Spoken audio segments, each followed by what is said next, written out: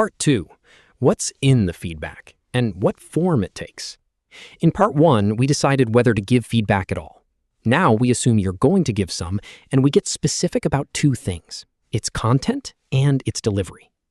This section walks through a series of real choices you'll face every time you open your mouth or pull out a video. First, content.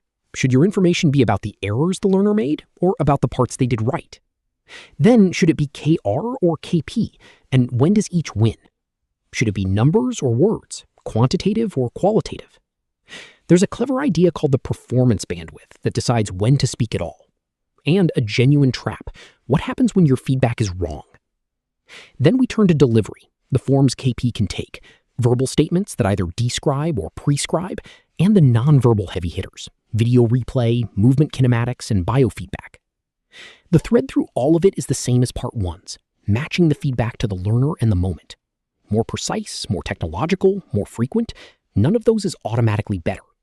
Let's start with the most basic content question: errors or what went right? First content question: should your feedback be about the learner's errors or about what they did correctly? It feels kinder to lead with the positive, and there's a place for that. But the research is consistent and a little surprising. Error information is more effective for actual learning, especially when you care about whether the skill persists over time and transfers to new situations. Why? Because the experience of correcting errors, of taking error-based feedback and operating on it, is exactly what builds a learner's ability to self-correct later when you're not there. Focusing only on what's going right, especially early in learning, just isn't enough by itself to produce the best learning. But, and this is the balance, information about what was done correctly isn't useless. Its primary role is motivational. It tells the learner they're on track and encourages them to keep going. So think of it as a division of labor. Error information teaches. Correct performance information motivates. The skilled move is to lead with the error that matters most for improvement and use a note of what's working to keep the person in the game. Don't mistake making someone feel good for helping them learn. Those are two different jobs, and you want both. Next, when you give feedback, should it be KR, about the outcome, or KP, about the movement? Two quick facts to anchor this. First, what teachers actually do. In a large classic study of physical education teachers, they gave KP about 94% of the time, overwhelmingly talking about movement, not outcome. Second, which is better? KP does often win. Players learning to throw or to serve a volleyball learned better technique from KP than KR. But both are genuinely valuable, and the right choice depends on the situation. KR is beneficial when learners want to confirm their own read of what happened, when they can't detect the outcome themselves, when you need to motivate them, when you want to set up discovery learning. Giving only KR forces trial and error problem solving, and when you want to keep their focus external on the result. KP shines when the skill has to match specific movement characteristics, like a gymnastics stunt or a ballet movement, when a complex coordination needs a specific component corrected, when the goal is a particular kinematic or muscle pattern, and when KR would just be redundant with what the senses already provide. So it's not KR versus KP. It's choosing the one that fits the gap you're trying to fill. Now, a question of precision. Should your feedback be qualitative or quantitative? Quantitative feedback carries a number: 3 seconds faster, bend the knee 5 more degrees, 6 centimeters too long. Qualitative feedback describes quality without a number: good, too long, bend your knee more. The traditional assumption is that numbers are better. More precise must mean more useful. But the research suggests something more nuanced and very practical. Early in learning, people attend mostly to the qualitative information, even when numbers are available. And that's actually smart. Qualitative feedback gives them an easy first approximation, a way to get the movement into the ballpark, which, remember, from the stages of learning, is exactly the goal of the first stage. Once they're in the ballpark, quantitative feedback becomes more valuable, because now they can use the numbers to refine and fine-tune toward consistent, efficient performance. So match the precision to the stage. Qualitative to get close, quantitative to get exact. And a humbling footnote: even skilled performers can only act on so much numerical precision. Their body's sensitivity sets a limit on how fine a correction they can actually execute. Don't drown a beginner in decimals. Don't starve an expert of them. Here's an elegant idea that answers a question you'll face constantly. How big does an error have to be before I say something? The performance bandwidth. You set a tolerance band around the goal, a range of acceptable performance. If the learner's attempt falls inside the band, you say nothing. Only when the error falls outside the band do you give feedback.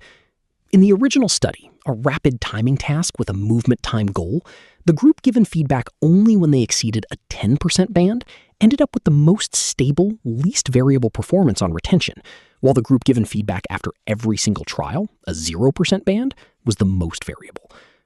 Two things are quietly happening here that make this work. First, it naturally reduces how often you give feedback, which, as we'll see in part 3, is itself good for learning. Second, the silence becomes information. When the learner gets no feedback, they learn to read it as that was good enough. That only works well, though, if you tell them in advance that no feedback means correct. Otherwise, they're left guessing. So the bandwidth turns your restraint into a teaching tool.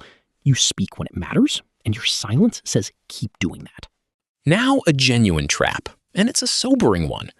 We just said feedback can be redundant, that for some skills the learner's own senses already tell them everything. So you'd think giving extra feedback on those skills would simply be harmless, ignored. It isn't.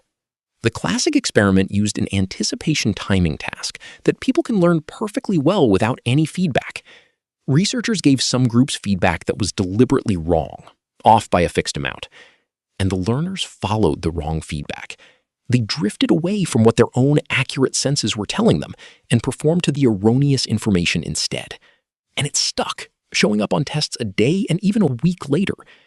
Even a group given correct feedback for 50 trials and then switched to wrong feedback abandoned their senses and chased the error. The same thing has been shown in skilled soccer players given false video feedback about their kicks. Why would anyone override their own correct senses for bad outside information? Uncertainty. Beginners especially aren't confident about how to read their own task intrinsic feedback, so they lean on the external feedback as the more trustworthy source, even when it's lying to them. The lesson is blunt and non-negotiable. People will use your feedback, whether it's right or wrong, so you must be certain it's right. Let's get practical about verbal KP, actual words you say about the movement. Two things make verbal KP effective. The first happens before you ever speak, a skill analysis. You break the skill into its component parts and prioritize them. Which part is absolutely most critical for achieving the goal? For throwing a dart, looking at the target comes first, because almost nothing else matters if you're not looking. You give your KP about the most critical error first, not whatever you happen to notice. The second is how you phrase it, and there are two types. Descriptive KP just names the error.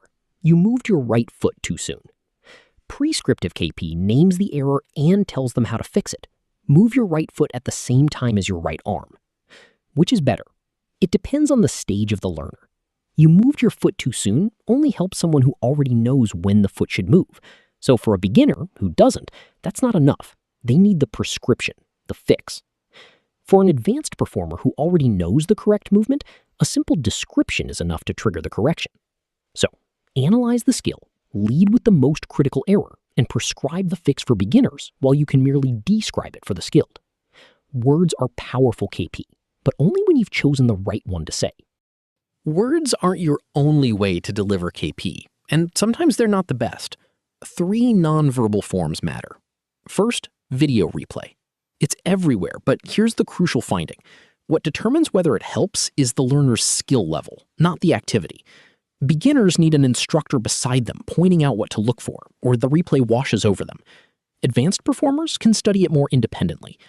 And it works best for features you can actually see and fix, precision, body position, or subtle qualities like rhythm or elegance. Second, movement kinematics, showing the actual pattern of the movement, a trace, a stick figure, a graph of joint motion. This is powerful, and it's strongest when you show it against a template of the target pattern, so the learner can see the gap. One classic study trained machine operators to a level in 11 weeks that normally took 5 months, just by showing them tracings of their foot action against the correct one. Third, biofeedback. Information about physiological processes the learner can't normally sense. Most commonly EMG, a buzzer or display that fires when the right muscle activates, used widely in rehab. Even rifle shooters trained with heartbeat feedback to squeeze between beats. All three share one purpose. They make invisible movement visible. And all three carry the same risk we keep meeting. Let the learner depend on them, and performance drops when they're gone. Quick recap of Part 2. On content, error information drives learning, while praise mostly motivates. Use both, but don't confuse them. KP, about the movement, is what practitioners give the vast majority of the time, but KR, about the outcome, has real strengths of its own. Pick the one that fills the gap. Lead with qualitative feedback to get a beginner into the ballpark, then add quantitative precision to refine. Use a performance bandwidth, so you speak only when the error is large enough, and let your silence mean good enough. Beware the erroneous feedback trap. Learners will follow even wrong information, so be accurate. And on delivery, do a skill analysis. Give prescriptive KP to beginners, and reach for video, kinematics, or biofeedback to make the movement visible, each with an eye on not creating dependence. Now we've covered what feedback is, whether to give it, and what to put in it. Part 3 turns to the last two decisions, and maybe the most counterintuitive: when and how often.